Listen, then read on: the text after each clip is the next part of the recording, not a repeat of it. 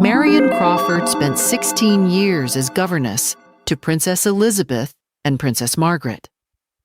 In a letter dated the 4th of April, 1949, their mother, Queen Elizabeth, warned their former governess that anyone trusted by the royal family must remain utterly oyster. Yet the publishing contract allowed Crawford's memoirs to appear under her own name without the Queen's consent. A woman once called Crawfie with affection would soon see that name treated as a synonym for betrayal. Did she knowingly break a promise, lose control of a commercial project, or discover too late that the palace claimed authority over memories she had helped create? Before Marion Crawford became Crawfie, she was a young Scottish teacher with a professional identity of her own. She was born in 1909 and trained at Moray House in Edinburgh, an institution known for preparing teachers. Nothing in that beginning made her a natural ornament of court life. Her skill was education, not ceremony, and the distinction matters because history would later remember her less for the work she performed than for the story she told about it. In the early 1930s, Crawford entered the household of the Duke and Duchess of York. She was 22 when she began teaching their daughters, Princess Elizabeth and Princess Margaret. The job placed her inside an unusual domestic world, a family home surrounded by rank, staff, protocol, and public expectation. At that stage, the Duke's elder brother was expected to inherit the throne. Elizabeth was important, but she was not yet being raised as the certain future sovereign. Crawford was a governess, not the girl's nanny, and not the sole woman who brought them up. Clara Knight, known as Alla, and Margaret and Ruby MacDonald handled nursery care, clothes, baths, and health. Crawford's sphere was education and much of the daytime companionship that accompanied it. That correction may sound small, but it protects her actual achievement. She did not need to be turned into a substitute mother in order for her work to matter. The princesses called her Crawfie. At first, the name belonged to the private language of childhood, a shortened form that suggested familiarity rather than office. It placed a young teacher inside the girls' daily rhythm, lessons, outings, mistakes, corrections, and the small negotiations through which children learn to trust an adult. The title Governess described her employment. Crawfie described a relationship. Her educational instinct pushed against the isolation surrounding her pupils. Later accounts and Crawford's own book describe outings on buses, underground trains, swimming lessons, and visits to shops such as Woolworth's. A photograph from May of 1939 shows the princesses with Crawford and Lady Helen Graham arriving for a ride on the London Underground. These were supervised excursions, not escapes from royal life, but they gave the girls contact with ordinary routines that ceremony kept at a distance. Crawford also helped create opportunities for contact with other children, including a girl guide company connected to the palace. The point was not to pretend that Elizabeth and Margaret were ordinary. They were not. The point was to let them encounter parts of the society that their position would one day require them to understand, while preserving the protections their family considered necessary. That approach contains the first irony of Marion's story. She was valued for bringing ordinary life into royal education. Years later, she would be condemned after ordinary royal life entered print. The difference between those acts was consent. Taking two princesses onto a train occurred within an approved household arrangement.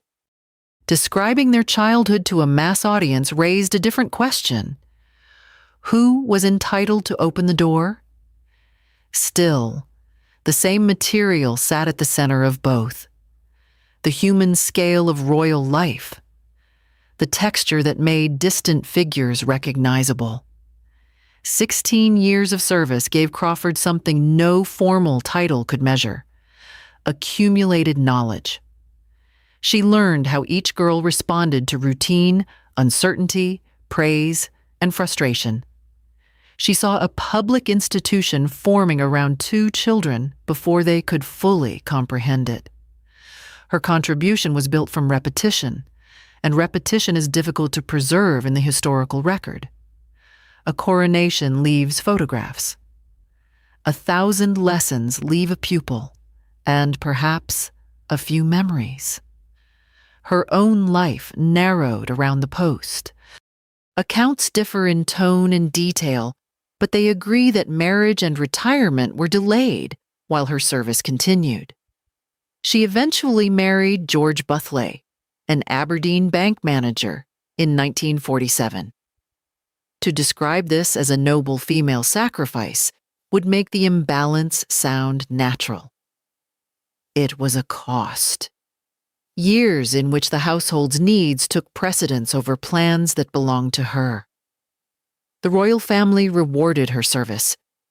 She received royal honors, a pension, and the use of a grace and favor house at Kensington Palace. Those gifts acknowledged that she had occupied a trusted place. They also kept her close to the world she had served.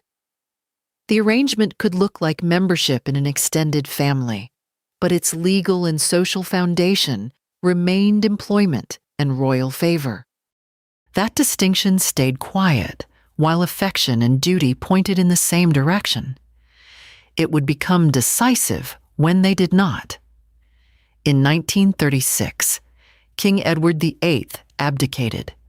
The Duke of York became King George VI, and 10-year-old Elizabeth became heir presumptive. The shift altered the meaning of Crawford's work without changing its domestic appearance. A lesson was still a lesson. A schoolroom was still a schoolroom. Yet the child at the desk now carried the possibility of the crown. Marion did not single-handedly prepare Elizabeth to reign. Other teachers, courtiers, parents, and experience shaped the future queen. Crawford's contribution was narrower and more intimate. She maintained educational structure during a transformation the child had not chosen. The girls moved into Buckingham Palace, and royal duty pressed closer to the nursery. What had begun as teaching the daughters of a royal duke now formed part of the upbringing of a future monarch. Elizabeth and Margaret required different forms of attention. Elizabeth was the elder daughter whose position demanded increasing discipline. Margaret was younger, with a different place in the succession, and a childhood that would unfold beside her sister's growing duty. Crawford's recollections offer scenes of their contrasting habits, but Memoir is not a window without glass. It preserves the author's selection, affection, and later understanding, as well as the events she saw. The abdication also taught the household a lesson about exposure. A private relationship had become a constitutional crisis, and public fascination had entered the family with force. It would be an overreach to claim that this event caused the later punishment of Crawford. It does, however, explain the culture in which confidentiality carried more than social value. Privacy was tied to stability, dignity, and the monarchy's claim to stand above personal drama. War strengthened the importance of continuity. Elizabeth and Margaret spent much of the conflict at Windsor, while the country faced bombing, separation, rationing, and fear. Crawford's role was not to decide state policy or interpret military news. It was to help sustain a pattern of learning and activity inside a household, living through danger. Her later account described a culture in which unpleasant matters were often left unspoken and normality was maintained as a form of discipline. The emotional labor in such work is easy to miss. A governess teaches lessons, but she also absorbs uncertainty so that children can continue with the day. She observes when routine is helping and when it has become another pressure. She is present for hours that official biographies compress into phrases such as the war years or preparation for duty. Presence became value. It also became access. By the end of her service, Crawford possessed thousands of private impressions. The arrangement of rooms, the language used within the family, childish habits, parental reactions, and the difference between a royal appearance and the minutes before it began. Most of these details were not state secrets. Their worth came from scarcity. The public knew the princesses as photographs, formal reports, and carefully managed appearances. Marion knew the interval between them. Affection seems to have been genuine. The nickname survived for years, and correspondence later preserved in Crawford's papers showed a relationship that had once been warm. Yet, affection did not erase hierarchy. The family could call her Crawfie, while the institution still treated her as a member of staff. She gave personal loyalty to people. The household received professional loyalty from an employee. Those two understandings can coexist for years without conflict. Then one decision can expose the difference. If a child loves the adult who teaches and accompanies her, does the institution around that child owe the same bond in return? The record cannot answer in the language of obligation. It shows that Marion felt close enough to preserve letters and memories. It also shows that, when publication came, personal history did not protect her from institutional judgment. By the time Crawford retired in 1949, her usefulness and her risk were made from the same material. Inside the household, her knowledge had allowed her to anticipate needs. Outside it, that knowledge could be packaged for readers who had never seen the princesses at breakfast, in a schoolroom, or on a bus. Every memory that proved her intimacy also increased the commercial value of her voice. But before asking who sold that voice, it helps to identify what Marion carried away. She possessed recollections of the princesses as children and young women, not merely a list of royal events. She could describe how formality felt from inside a family. She could show that the future queen had habits, anxieties, preferences, and moments of rebellion. The material was gentle enough to be charming and private enough to be coveted. Whether she kept systematic notebooks for every episode is not established by the sources available here. The safer fact is that the articles and later book drew upon her experience and memory, shaped through collaboration with publishing professionals. That difference matters. A memory belongs to the person who remembers, but the event may also belong to others who never agreed to its publication. Employment had created the memories. Retirement did not settle their ownership. Royal households relied upon discretion as a norm. Staff in positions of confidence were expected not to turn access into public property. The rule did not need to be printed on every page of a contract to be understood. Crawford had lived within that culture for 16 years, and any fair account must acknowledge that she knew silence was valued. The later letter from Queen Elizabeth did not introduce the principle. It restated it at the moment a commercial offer made the boundary urgent. At the same time, an unwritten code can conceal unequal terms. the employer continues to benefit from a servant's silence after the employment ends, while the former servant must discover a new livelihood without using the experience that defined her career. This does not create an automatic right to publish. It reveals why the moral question is harder than a simple rule about loyalty. For Marion, royal service was not one credential among many. It was the center of her adult working life. Once she left, the most valuable knowledge she possessed was also the knowledge she was least free to use. The palace could present that restraint as trust. A publisher could present the same material as a marketable life story. Marion stood between the two definitions. This is where intimacy changed direction. While she worked inside the royal household, close observation meant competence. After she left, close observation meant the possibility of unauthorized narrative. The person had not changed.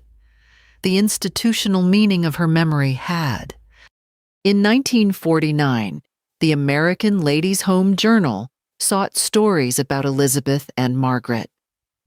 Later reporting linked the proposal to a wider hope that warm royal material might serve Anglo-American relations. The Observer reported that the Foreign Office helped broker an arrangement involving the palace.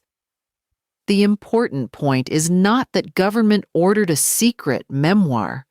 The record does not support that. It is that the first plan appears to have contained a narrow approved route for Crawford's knowledge to reach readers. That route was anonymity. Queen Elizabeth's letter said that Crawford should not write and sign articles about the children. People in positions of confidence, she wrote, must be utterly oyster. Yet the letter also referred to the journalist Dermot Mora, who could use information supplied by Crawford. She could advise him and receive payment from America, provided her name did not appear. The letter therefore carried a prohibition and a permission. Crawford was not to claim public authorship. Anonymous assistance might be acceptable. Whether she interpreted that distinction as a safe path forward is unknown. What is clear is that the palace treated the byline as more than a line of type. A named account turned information into personal authority. The former governess would no longer be an unseen source. She would stand before the public as the owner of the story. If the warning was so plain, why did her name appear? The answer does not lie in a single proven conspiracy. It lies in a chain of people, incentives, documents, and disputed understandings. Crawford had the memories. Her husband, George Buthley, handled negotiations. Bruce and Beatrice Gould of the Ladies' Home Journal wanted material their vast audience would recognize. A ghostwriter helped convert recollection into publishable prose. Each participant controlled a different part of the process. The name on the finished work, however, was Marion's. After retirement, she had stepped out of her profession with few equivalent positions. Royal honors and a grace and favor home carried status, but they did not provide a new public purpose. The magazine offer placed money beside recognition. Reported figures vary sharply, from $6,500 to $85,000. The Observer later gave the higher figure for the payment received by Marion and George. The disagreement itself is a warning against building motive on one number. George encouraged the opportunity. Sources describe him as a bank manager willing to capitalize on his wife's royal connection, while the Observer reported that he signed the contract on her behalf. Those facts make him important to the decision. They do not prove that he deceived Marion, hid the contract from her, or designed her fall. Claims of deliberate manipulation belong in the category of theory, unless stronger evidence appears. Nor does the involvement of a publisher prove fraud. The magazine wanted a valuable story and constructed a commercial agreement to obtain it. Its interests were not the same as Marion's interests, and neither was identical to the palace's. That divergence can produce a trap without requiring every participant to have planned one. The contract contained the decisive ambiguity. According to the surviving account quoted by Time, it permitted publication without Queen Elizabeth's consent, perhaps with Princess Elizabeth's consent or with no royal consent, and under Crawford's own name. The clause sat in direct tension with the condition in the Queen's letter. One document made anonymity a boundary of trust. The other preserved the publisher's ability to cross it. That was the hinge. Marion collaborated with a ghostwriter during the summer of 1949. The precise distribution of sentences between memory, interview, draft, and editorial revision is not fully public in the sources used for this account. What can be said is that authorship was already shared in practice before it was concentrated in a byline.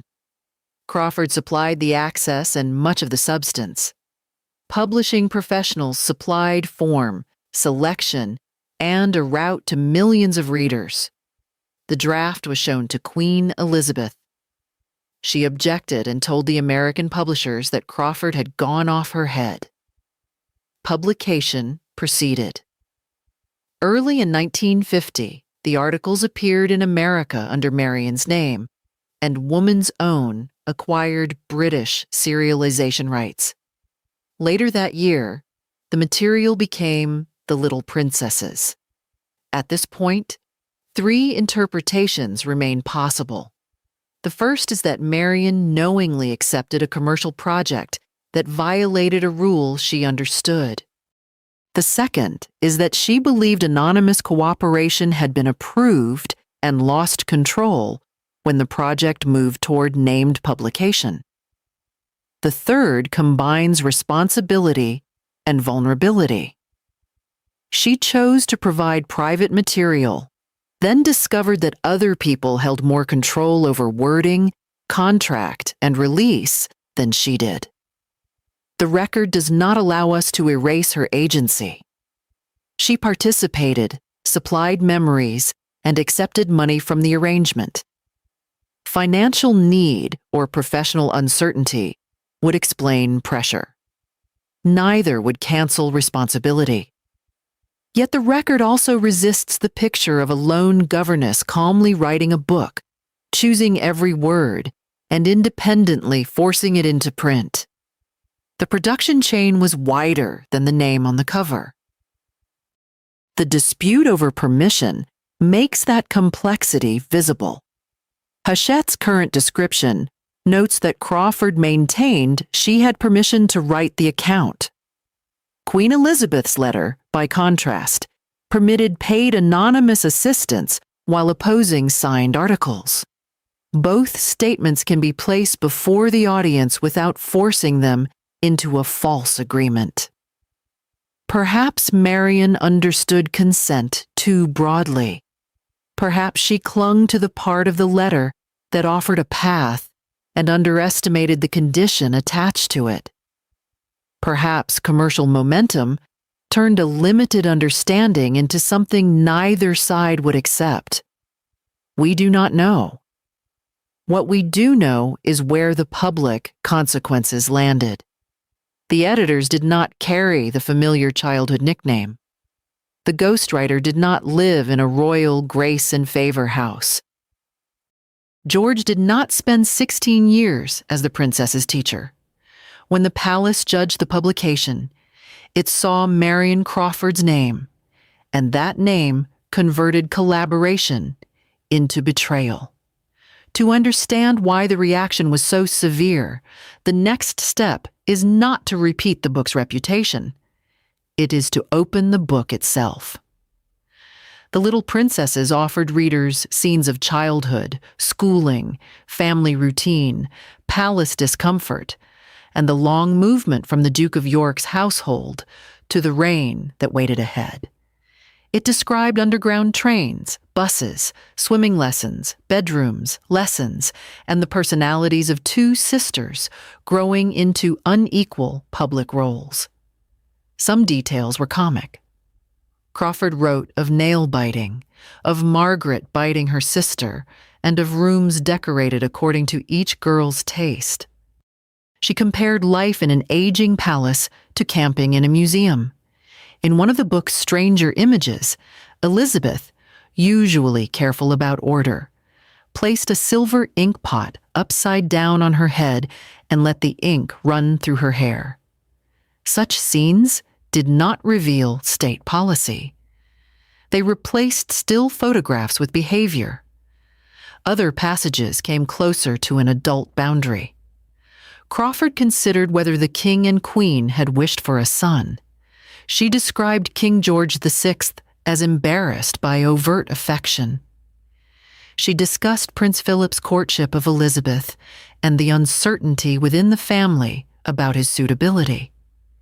These were not explosive disclosures by later standards, but they concerned emotions, judgments, and courtship inside a family that had not authorized its former employee to interpret them for sale. Modern descriptions often call the book affectionate, charming, or innocuous.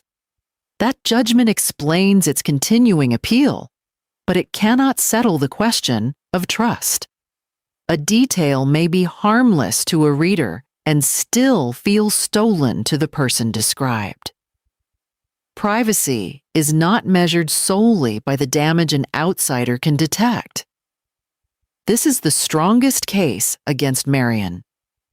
She had been admitted to rooms and relationships because the family believed her presence was not publication. Once she converted access into paid material, the tenderness of her prose did not undo the decision. The book may have praised the people inside it, yet praise can cross a boundary when the subject never agreed to be seen at that distance. There is, however, another possibility to consider, and it must remain a hypothesis. The most unsettling disclosure may not have been any isolated anecdote. It may have been the book's cumulative normality. Monarchy depends in part upon distance. Ceremony separates the sovereign family from the audience. Controlled images preserve dignity by choosing what the public sees. The Little Princesses shortened that distance. It showed a future queen arranging her possessions, riding public transport, making mistakes, and growing up beside a lively younger sister. Readers encountered a recognizable family where official representation had offered an emblem. No surviving statement cited here proves that the palace identified ordinary domesticity as the central threat. The inference comes from the contrast between the modest content and the force of the response. If the book contained no political secret capable of shaking the state, perhaps the offense lay in Crawford's decision to make private life available under her own authority. The byline sharpened every element. Queen Elizabeth's letter had left room for paid, anonymous assistance. Named authorship changed the moral appearance of the act. It joined memory to money and presented the former governess as a public witness whose relationship to the princesses belonged to her as well as to the palace. Publication created a precedent. If Crawfie could tell an affectionate story, another servant might tell a cruel one. If one former insider could judge what was safe, the household no longer held the final decision. From that perspective, the offense was larger than the sentences in the book. It was the claim that a trusted person could leave royal service and become an independent narrator of it. The articles became a sensation, and the Little Princesses appeared in 1950. The royal response was decisive. Contemporary and later accounts agree that King George, Queen Elizabeth, Princess Elizabeth, and Princess Margaret severed contact with Crawford. She went from former intimate to what one history called a non-person within royal circles. No public reconciliation is known. The relationship ended. Was the punishment for privacy, profit, or loss of control? The evidence points toward all three without permitting a clean division. Marion had disclosed private experiences. She had received money. And the story appeared in a form the palace had opposed. To reduce the conflict to innocent affection on one side and cold power on the other would flatten the same ambiguity that makes it worth examining. The cost was not abstract. On retirement, George VI had granted Crawford the use of a grace and favor house at Kensington Palace. Later, accounts identify it as Nottingham Cottage. In the autumn of 1950, she left the property and returned to Scotland. The sources support the departure and the loss of royal favor. They do not establish every legal detail sometimes implied by the word eviction. What the move represented is clearer than the mechanism. She was no longer inside. Letters and private papers preserved another side of the rupture. In 2000, The Observer reported the existence of a box containing correspondence and legal material held by Crawford's solicitor. Her friend Nigel Astell said she had always hoped for reconciliation and believed the documents showed she had acted in good faith. That is testimony from a loyal friend, not a judicial finding. But it complicates the image of a triumphant betrayer counting the rewards of disclosure. Marion kept those papers private for decades. Their existence does not prove she was blameless. It suggests that she possessed material she might have used in her defense and chose not to publish it while the central figures were alive. Even after one breach, she did not answer exile by releasing every letter she had retained. What did Elizabeth feel during those years? The honest answer is that the available record does not tell us. Silence can express anger, duty, family solidarity, institutional discipline, or several of these at once. It cannot be read as a transcript of private thought. The future queen may have chosen the household's judgment. Her position may also have made it difficult to separate a personal relationship from that judgment. Any stronger conclusion would be invention. The social meaning of Crawfie changed beyond the family. Newspapers and royal commentary later used the idea of doing a Crawfie for an insider who revealed royal confidences. A name that had begun as a child's term of affection became a cultural warning. There is no need to claim that Buckingham Palace issued the phrase as formal policy. Its circulation did the work of policy by teaching others what could happen to the person who spoke. This may have been deterrence, though that too is an inference. Marion's treatment offered a visible lesson to servants, advisors, and companions whose value rested upon access. Whatever affection existed inside royal service, continued belonging depended upon discretion after it ended. The person who violated that expectation could see an entire career reread through a single act. Crawford was not erased from newspapers. In a harsher sense, she was reduced to one story.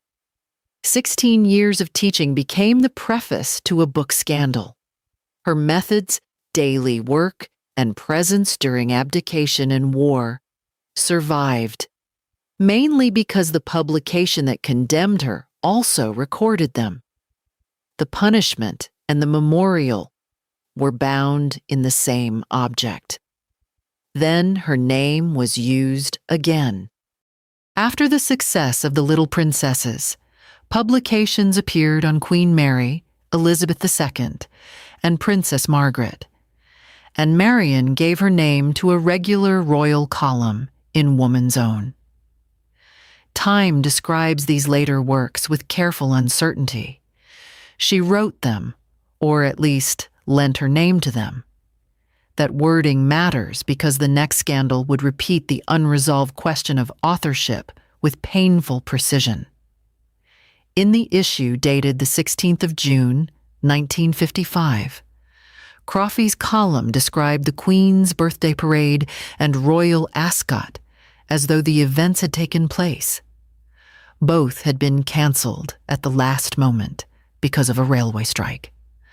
On the printed page, the error looked like fabrication by a former royal governess trading on authority she no longer possessed. But the column had been prepared 6 weeks in advance. Time confirms the advance schedule. A Guardian review of the later television documentary went further, saying Crawfie's column had been written by a man in the magazine office. MagForum's History of Woman's Own likewise describes staff journalists producing the column. These are secondary accounts rather than a complete editorial archive, so they do not establish the precise approval Marion exercised over every installment. They do establish that the words beneath her name came through a production process wider than one woman observing events. The canceled ceremonies exposed that process. A column written ahead of time could anticipate a fixed royal calendar and still fail when events intervened. The error belonged to a system of advanced production, prediction, editing, and publication. Public embarrassment, however, belonged to the byline. Once again, her name stood in front of other people's words. The pattern is not proof that Marion lacked control in 1950. It is a comparison. In the book project, memories moved through her husband, editors, a ghostwriter, magazines, and a contract before appearing under her name. In the column, copy prepared by others appeared under the same name and made her look as if she had witnessed occasions that never happened. In both cases, the commercial value of Crawfie concentrated authority and blame on the person whose exact command over the final text remains uncertain. A byline offers recognition. It also creates a target. This does not absolve Marion of choosing to lend her identity to later royal publishing. After the break with the family, she continued to participate in a market built upon that identity. The decision may reflect money, wounded purpose, encouragement from others, or a wish to convert a closed career into a new one. The evidence here cannot rank those motives. It can show that, by 1955, her public persona no longer belonged solely to the former teacher. It was a product managed by a publishing apparatus. The emotional consequences of her later life require restraint.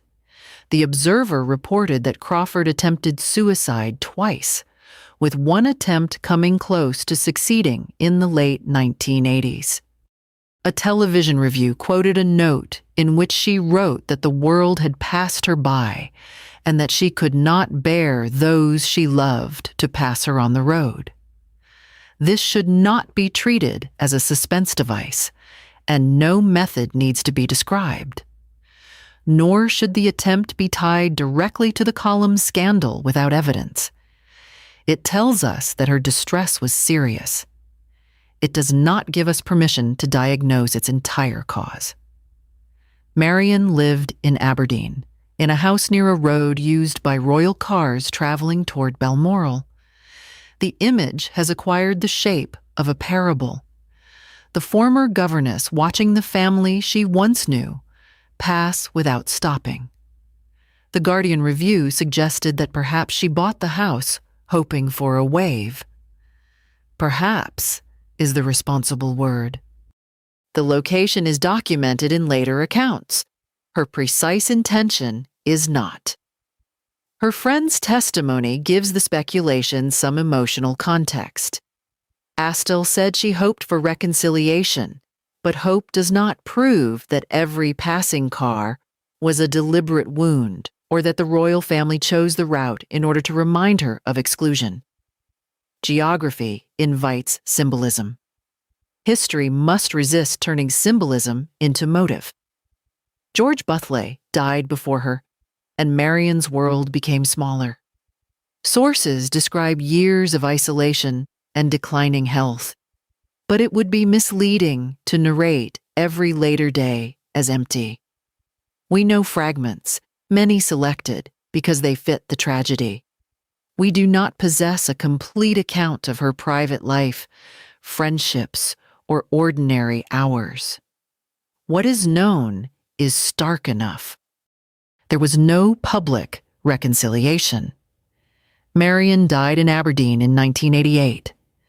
Time reports that the royal family did not send flowers. Claims that no private condolence of any kind was sent, or that every member held the same feeling, go beyond the evidence used here. The visible record is absence. The inner meaning of that absence remains unknown.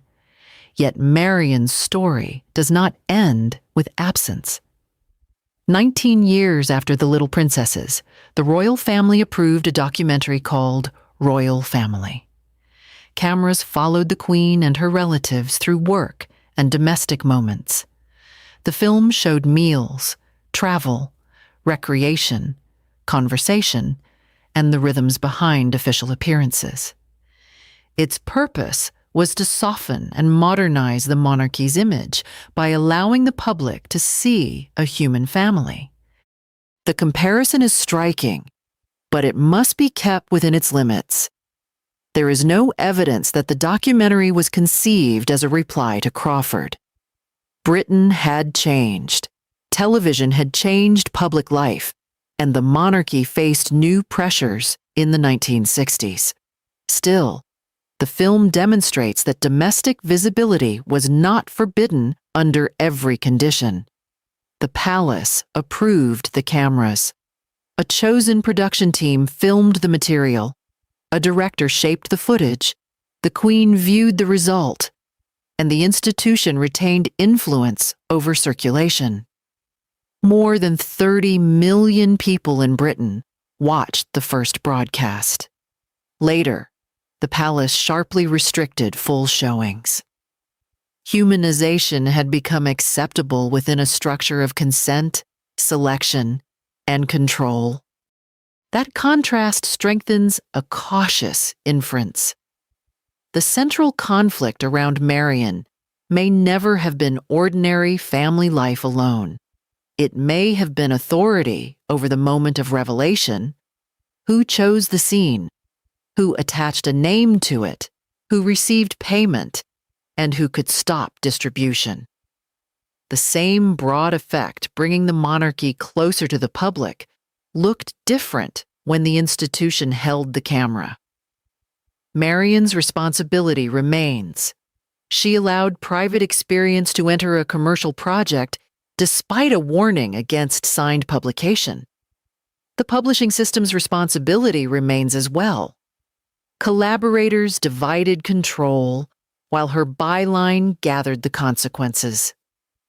The royal family had a legitimate interest in trust, but it also possessed the power to let one disputed decision define the remainder of a former servant's public identity. Was Marion Crawford a betrayer, a victim, or both? Did memories formed through intimate labor belong to the employee who carried them, the family who inhabited them, or neither side alone? And if royal domesticity could later be shown to millions when the palace controlled the production, Was the unforgivable act the content, or the independent right to tell it? The Little Princesses is still in print. Readers continue to meet Elizabeth and Margaret through the observations of the woman, the family shut out. The palace could end the relationship, withdraw the house, and leave the letters unanswered. It could not remove Marion from the childhood she had taught, accompanied, and recorded. If you value stories about the people who stood beside royal history and then slipped beyond its official frame, subscribe to the Palace Circle. Behind every royal legend was someone history nearly forgot.